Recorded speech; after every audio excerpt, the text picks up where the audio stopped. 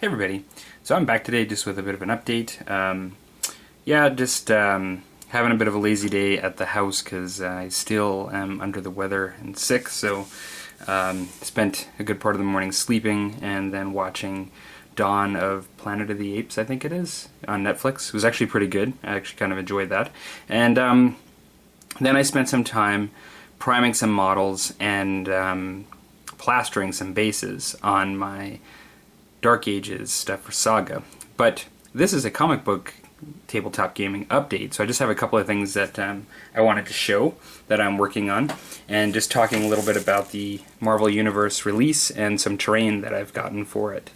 So one of the things that I built here is the Green Goblin, and I really do like the sculpting for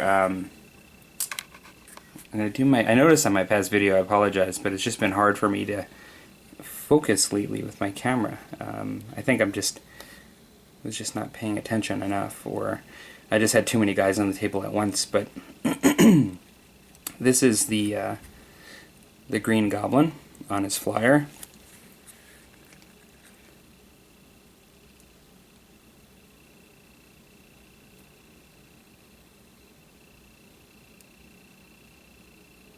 The detail on the face is really good, and I don't really have a problem with Night Models sculpting, but I happen to really like some of their faces.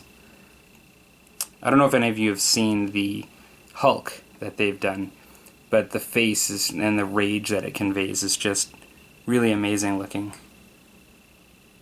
I love the Green Goblin's face here. He does look kind of crazy, and I think that's the idea. The one thing about Night Models miniatures is that despite the fact that I really like their sculpts, their ability to make good mold seams, you know, where your individual pieces come together, has been lacking so far in the miniatures that I've experienced. I find that it's almost, I don't think I've found yet, like this piece here and this flyer were a separate piece that had to come together.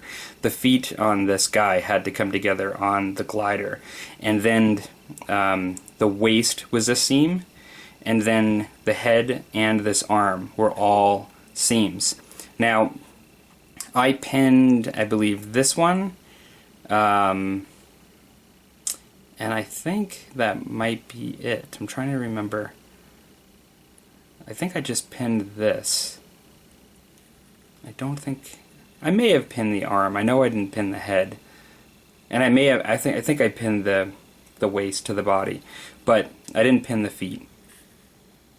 But I just found that I used my Dremel the whole way. Now, excuse me, when you have a miniature that you enjoy, that I enjoy this much, and I like the sculpting, it makes it a bit more tolerable. And also, this is modeling. I mean, we all do this kind of stuff. But at the same time, the only reason I bring it up is that, you know, working with metal miniatures doesn't mean you have to actually have those kinds of issues. I mean, you know, there are other companies that definitely that I've experienced better casting, where things come together a lot cleaner. And so that's just, I guess, the price in this case when you're using this company. But I really like this piece. I'm really looking forward to painting it. He can currently, the Green Goblin can be used in the SpiderMan miniatures game, which is an offshoot of the Batman miniatures game, can be used together. And so you can run a Goblin crew. Excuse me. He doesn't quite have rules yet for the Marvel Universe miniatures game, which I've mentioned. And I am hoping that a lot of our Spidey folks will, enemies and Spider-Man himself, just because it really doesn't make sense to have like a Marvel game without Spider-Man in it, you know, in my opinion, or all the characters that might go along with that. So, looking forward to painting this guy. Now, I have another one here. So I've mentioned to many of you before, or I mentioned on a previous video, that one of my favorite villains in the Spider-Man universe is definitely Dr. Octopus. And I like the sculpts too. I just really enjoy painting him, you know, and even just seeing sculptures of him. And this one was actually harder than the other one to do. You might immediately see why. I mean, it's just because you have to get... These come all as separate pieces. And you need to fix them in a way that they'll hold the weight and remain, you know, on there. And so most of the time that I've seen this miniature modeled, I've seen at least two on the base. What I elected to do was to have one of the arms coming out in front of him, like kind of in a threatening way, and then have another one trailing backward as if he's kind of moving, to create a bit of a dynamic pose. But I'll just do a quick turnaround here.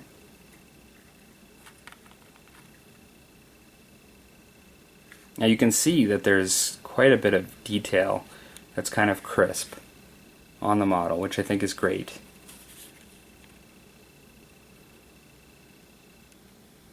This is one of the reasons why I was so excited to hear that Night Models was entering the gaming for Marvel, because I really do think they have some fantastic sculpts, you know.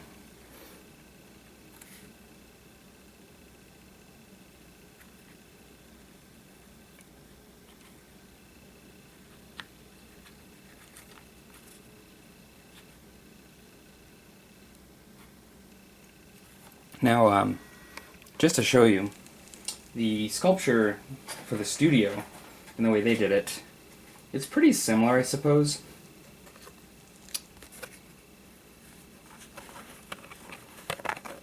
Actually, I suppose he's leaning more to his left or my right, where I have it opposite. And then where they put one going very high in the air over here, and then they put another one going forward, and where I had to put it going back. I suppose it really doesn't matter. It's really just what your preference is. I kind of like one of the arms kind of reaching out. But yeah, pretty cool. I'm going to show you real close so, pretty cool. So, another thing is terrain. Now, I think I told you that, at least initially, because most of this is just really a fun personal project,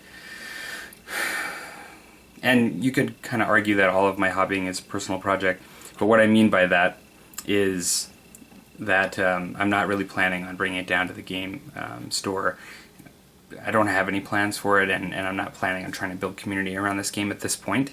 So I'm just getting paper terrain that is cardstock that I'll print out on a hard cardstock, and then I'm going to put a foam backing on it so it's pretty solid. And I've seen that, and it's pretty good, and it's relatively inexpensive. So it kind of has a lot of good qualities to start out because it looks presentable. But I knew I was going to need to start gathering terrain for the board and not just the buildings. Now this, I did try to find deals, and I didn't spend too much money. In a couple of cases, I treated myself to a piece, or at least in one case. And I'll show you really I just started getting cars, and so I'm not a car guy. I'll show you the cars that I'd gotten first, and then I'll tell you why afterwards. But so I'm rolling this out, but he's not. So I ended up getting, now these are all in 143 scale, and the reason I'm getting stuff in 143 is because in the Batman miniatures game for the 135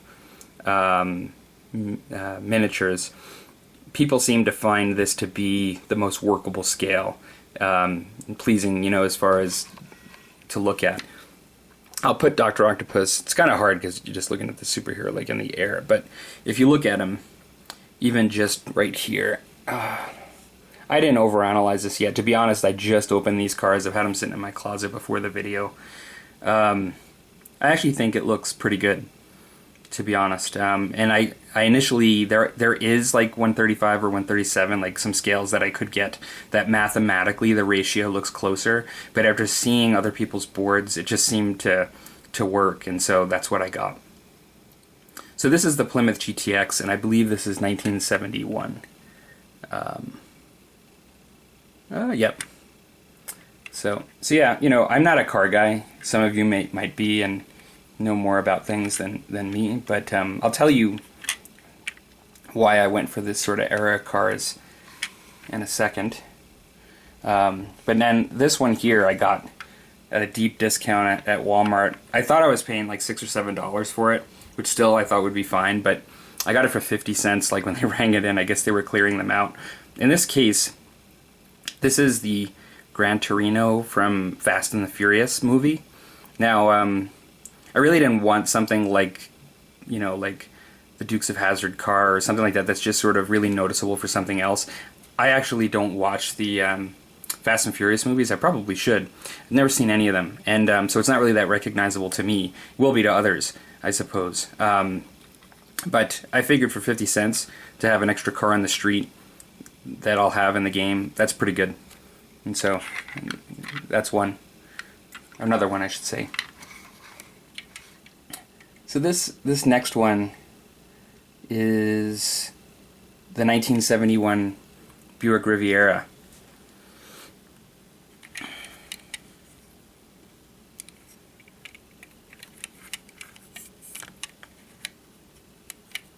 This is my favorite one of the ones that I got. I love the back windshield on it, just as a something that you don't really see that much anymore, and it's not as popular of a car. I think Spotty Style is the other two that I see just going down the road, like when there's classic car days or shows and things, and you just see them. My folks are actually huge into classic cars, so I have an exposure to it. I'm just not a car guy, so I know more than I would if I didn't have them as my parents, but I don't know a lot or the details. And so the next one is a little Volkswagen Bus. I really like this too. Like, I like Volkswagen, the look of them. I did notice that the other rear mirror was taken off, wasn't in the box, and I just noticed this now. I guess, sounds horrible, I know.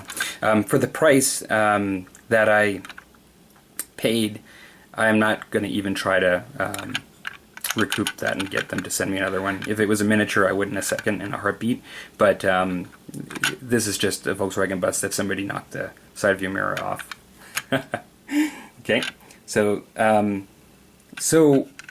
don't even know what year that is, but it's classic Volkswagen Bus. They were around for a long time. Covered many decades, I imagine. So, one of the reasons you'll notice, I didn't really want a lot of muscle cars, and I guess 2 out of the 4 I would characterize a bit more as muscle cars. A bit more performance, where people suit them up and things. Soup them up. I guess I ended up also getting a Peterbilt box truck, like a white box truck, and it's on its way, and it's also 43 scale, and it looks just like a truck you would see like driving around in the city delivering something. Like, it's completely just plain white, very industrial looking box truck. I didn't really want to get a lot of muscle cars. They were the ones that were easiest to get. I really wanted things like a Volkswagen Golf, or like an old 70s Toyota Celica or something like that, because I want it to look like a regular street scene for the most part. So future cars I get, I'll probably just target those kinds of cars, not like spiffed up performance vehicles. But the reason why I'm going for these things is that I'm going to paint the models for whatever era the sculpture lends to. So the Iron Man, I happen to know, is not, in the Avengers set, is not the Golden Age red and gold. It's not even my favorite, which is the Silver Centurion, which is a very specific armor type. It's silver and red. I'm going to paint, like in that case, like the armor that they used, like the actual mark, and I'm not going to try to transform it into something I like. And that's probably, a 2000 onwards suit of armor for Tony Stark and that I'm getting. But when possible, I'm going to be painting them retro if the sculpture allows that. Now this one definitely does, because this is even called the classic Dr. Octopus. If you look at the page where they describe it, it says, or it's even right here, classic version. And so whenever they say classic version, or they showing a classic version, I'm going to be painting it accordingly. But what I want the table to have definitely a bit of a retro feel, only because that was the era that I read the comics.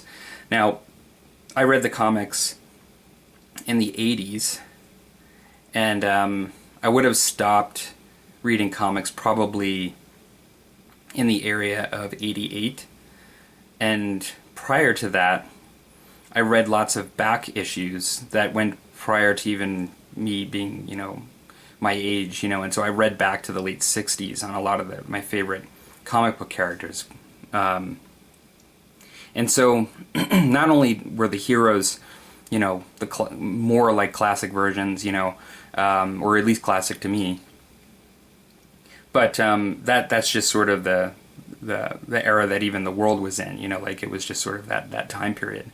So because like this is very nostalgic for me, like getting into this game, I kind of wanted to just make the board like look something like I would like, and so that's why I'm not putting in like modern cars and things like that. I'm going for I kind of settled on going for cars between 1968 and 1982. Just a little bit of a 2-year buffer on style each way, and yeah, that's just kind of what I'm doing, just preference. So and when possible, I'm kind of getting stuff that's sort of New York City related, and that's not just for the Spider-Man. It's mostly around the Spider-Man piece, but yeah, like a lot of, I mean, Marvel takes place in multiple cities, but New York was a big one, and so yeah. So I'm trying to think. The only other thing I was just going to mention is, I think it was the 24th, Wednesday, was the official release day of the game, and so that's the day that supposedly they'll be mailing out the pre-orders. So I'm quite excited about that. There have been some early reviews on the internet. The book looks like a solid non-hardcover little pocket rule book that's 36 pages that you get with it. I'll do an unboxing when I get it. I'm hoping I'll get it next week, but we'll see. I'm not really sure. But yeah, that's kind of exciting. Really looking forward to it, and sort of in anticipation of that, I'm painting these 2 minis up. I still have another mini that I'll show at another point. And like I'd mentioned, the Dr. Octopus doesn't have rules or anything yet. I was kind of getting them when they announced the SpiderMan game, just because I just assumed that they would eventually release a card for him.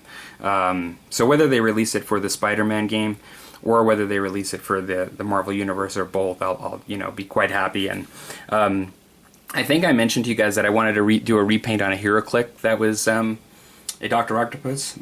Well, my system of using acetone to take off paint that works so well for the Rhino didn't work so well for the Dr. Octopus. It did take most of the paint off. I'll show you this here.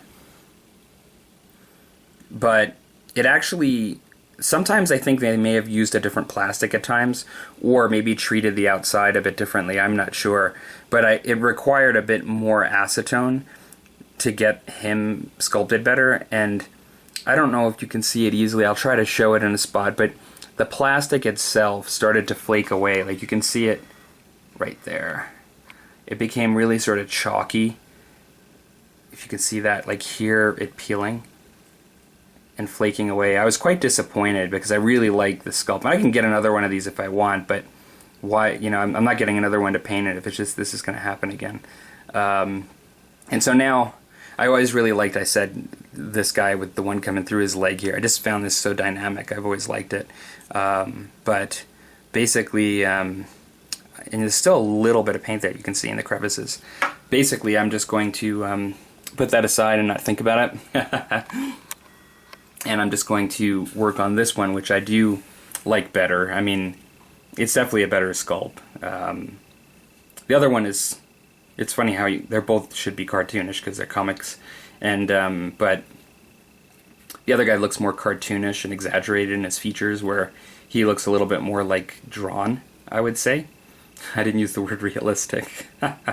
But that's another point, is I'm going to be trying to paint these guys a bit more cartoonish, comic style, bright colors with contrast, like I would see them like in the comics, as opposed to just gritty realistic, which I often do with my historicals, and just even my Space Marines are kind of gritty.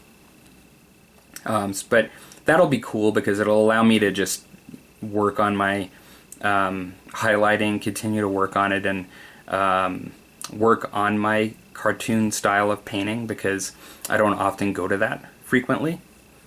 So yeah. Alright, well, this is a little bit of a long one. Apologize, and sorry for my coughing during the video. I hope that doesn't repel people too much. Take care, everybody. Have a good weekend.